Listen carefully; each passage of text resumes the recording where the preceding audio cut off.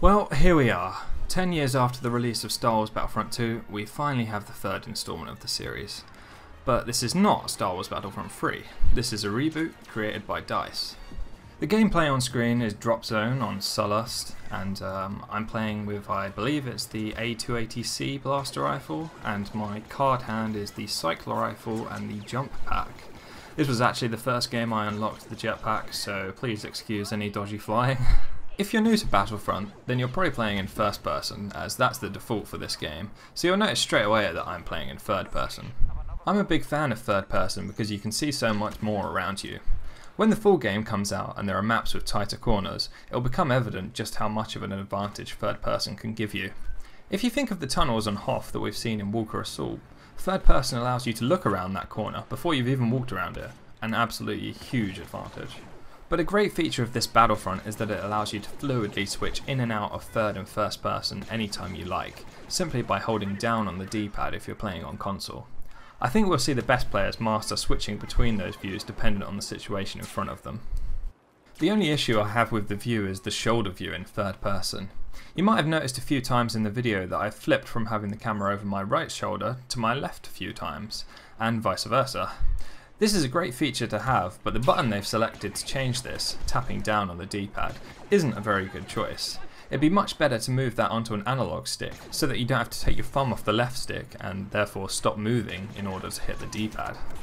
As for the gameplay itself, I think it's generally pretty good. I absolutely adore the cycler rifle, and getting a headshot with that feels so rewarding.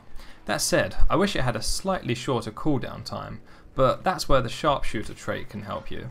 With this trait enabled, the more headshot kills you get in one life, the quicker your cooldown on the weapons will be, so it's perfect for a class with the cycler rifle. You unlock traits the same way you unlock everything else, using the in-game money. The sharpshooter trait is pretty expensive though, so it'll take you a while to get to that. I don't have it enabled in this game, but it appears above the radar when you do. My only real issue with the gameplay is a lack of a dodging mechanic. If you think back to Battlefront 2, you could roll around, which allowed you to quickly move forwards or sideways. There is no rolling, diving, or anything like that in this Battlefront, so if a grenade lands next to you, then you're pretty much dead. That makes it essential to have the jetpack, as this is your only means of moving quickly out of the line of fire. One thing I really like is the reloading mechanic. You might have noticed when your gun overheats, it tells you to press a button, square on PS4. If you press this at the correct time, when the yellow dots are inside the yellow section of the semicircle on the screen, your gun will be reloaded and ready to fire again. This is really useful, though it might result in a lot of blaster spamming as more people become aware of it. The only other thing I would say about the gameplay is that it's strange your cards aren't replenished when you spawn. I've had situations where I've tried to get away by using the jetpack, died anyway, and then spawned at the back of the map with my jetpack cooldown still going. As for the maps, I'm playing Sullust, but I like Hoth a lot more. However, I don't like the vehicle and turret spam, so I'm not that keen on Walker Assault. Sullust is a bit of an awkward map as there are so many jagged rocks everywhere. There's no climbing mechanic in this game, so sometimes you find yourself jumping at rocks and failing to climb up them. There are also a few holes in the map on Sullust that you can get stuck in. I've even spawned in one before. The jetpack makes Sullust much easier to navigate though, and other than that, the map design seems pretty good. The visuals are also absolutely stunning. It's only a downloadable beta, and yet it's probably the best looking game I've ever played, so I can't wait to see the full version. Overall, I'm actually really impressed with this game, and it's really fun to play.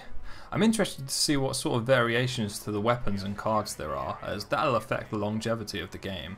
But Battlefront 2 only had 6 classes per faction, and I enjoyed that loads, so limited customization might not be an issue. The gameplay is coming to an end now, and I did pretty well here in terms of kill-death ratio. However, if you want to rack up the points, then make sure you play the objective, as you get tons for that. I cut a few bits out of the video as nothing really happened there. Battlefront isn't an all-action game like Call of Duty, but I can't say I found it slow or boring while playing it. Anyway, thanks for watching, and hopefully I'll make some more Battlefront content soon. If you want to have a look at some of the older games and see how they compare to this one, then check out the channel link in my description to see some Star Wars Battlefront 2 videos.